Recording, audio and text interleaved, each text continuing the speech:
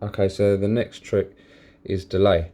It's really nice. You can get kind of a tape delay with it. Really nice effect.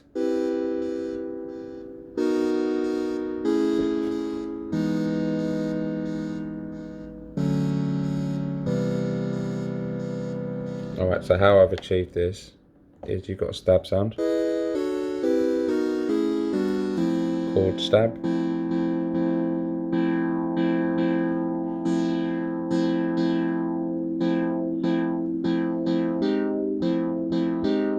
and then all I've done is I've put an LFO on it, a square LFO.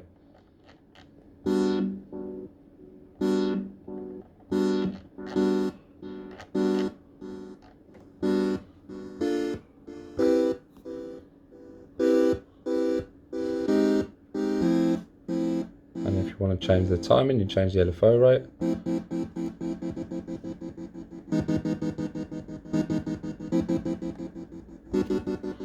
And if you want it more tapey,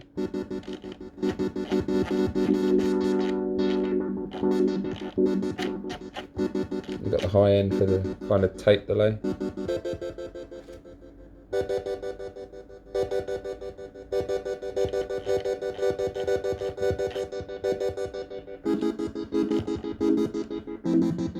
And that's kind of like a filter delay, doing it the other way around, which is quite nice.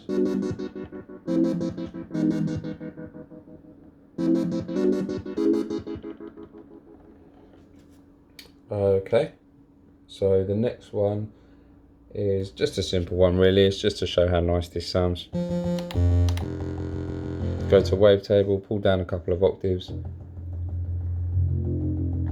put a bit of resonance on, put the cut off where you like it. Right, now it's all in the envelope here. You want to have quite a short decay and no sustain. It's about finding that sweet spot where it's really tight. Put a bit of width on it.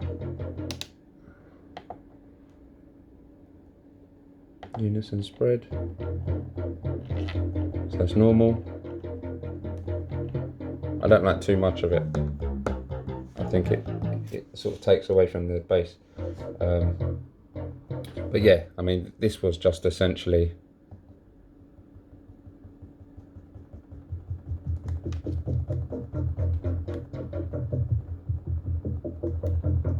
it's quite nice for rises, you know, just before the tune drops.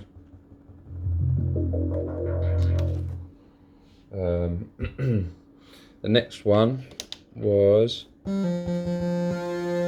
sometimes I find that the Microfreak lacks a bit of bass in the wavetable department. So if I get to a wavetable, and let's say here, and I widen it again,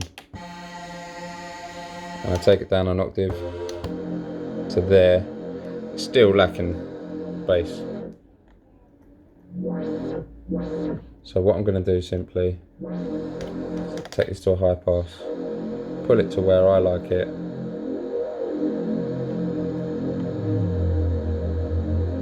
and leave it there, I'd say. And the problem is it's not tracked, so you're going to need to track the cutoff. So we'll do that. And when you track it,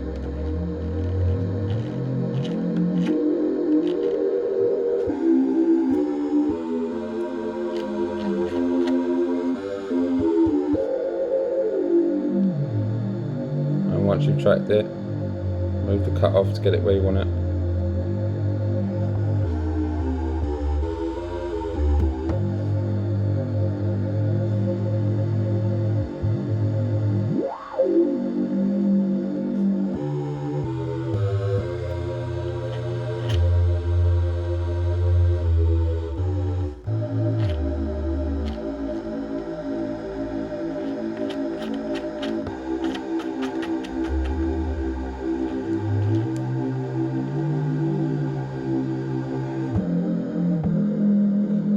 Take this off, put it back on.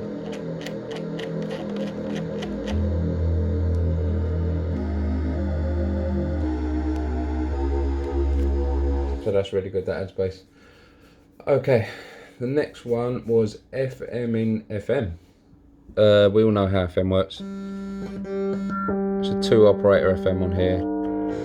So if you get something quite nasty, like that.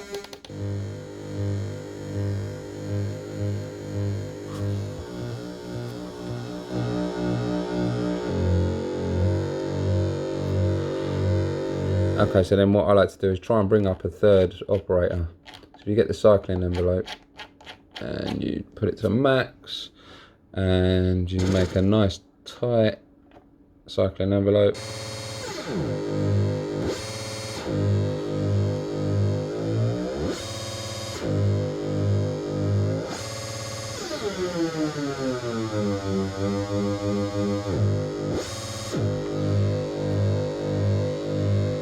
So that doesn't really give it a 3rd operator, because technically it's spinning the whole output. It's not spinning 1 or 2 of them, it's spinning both of them, but with a mix of it.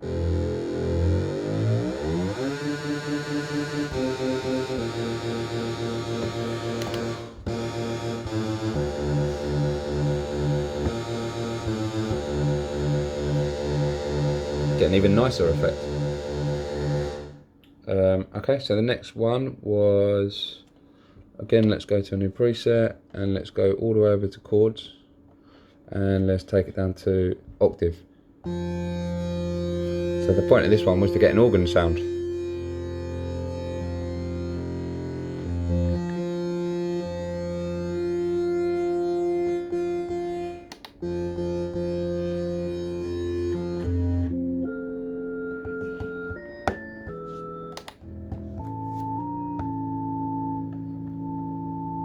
And the way organs work is they have not oscillators, but they have different pipes on different tunes, or distance, different length pipes,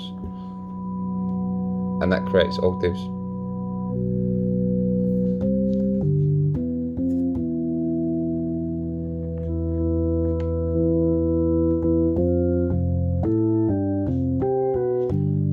Makes for quite a nice organ. You can spread it a little bit.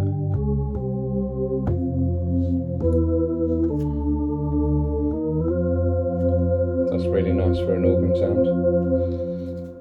Okay, and then the last one, trying to get this to sound as analog as possible. Not that it needs to. It does a quite good job of filling in all the gaps in your songs, but it's nice to give it a little bit more bite and a little bit more what's the word? Inconsistency. So let's try and muck around with it a little bit.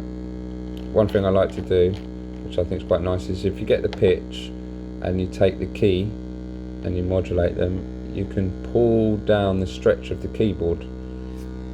Now, if you're to play chords, and we'll hold it, watch what happens as I bring this down further. Gives it the impression that it's out of tune a little bit, which is quite nice. If I take that off, now you might only want a little bit, but some analog devices, they don't have the full stretch of the keyboard. It's always a little bit off or a little bit higher, and you end up having to twiddle a knob to get it right, and then even then it's never going to be 100% spot on. So this kind of emulates that in a slight way. And then from there, if we're to get, let's turn it down a little bit, if we're to get the filter, and we're going to spin the filter really fast.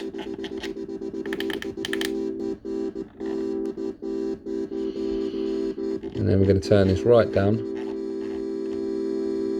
It's about there. So if it's there, you could hear it flickering, but when it's full, you can just hear it being inconsistent. So let's take a chord off.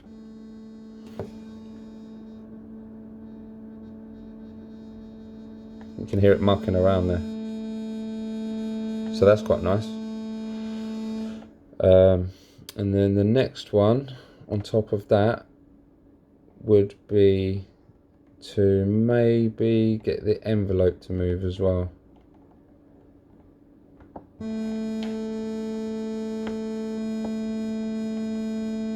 So we'll get the envelope on, let's say, we'll do the timbre of the sound. In fact, we're going to do the LFO off the timbre of the sound. It's easier because it's already set, so.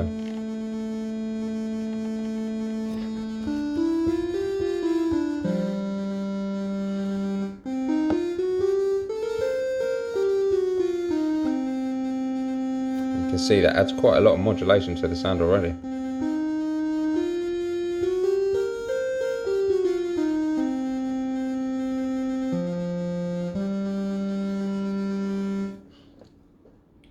Okay, and that's it. That's all the tricks I've got for now. I'm sure there'll be more. Like, subscribe, do what you do, and hopefully I'll do more videos. Thanks for your time. Bye.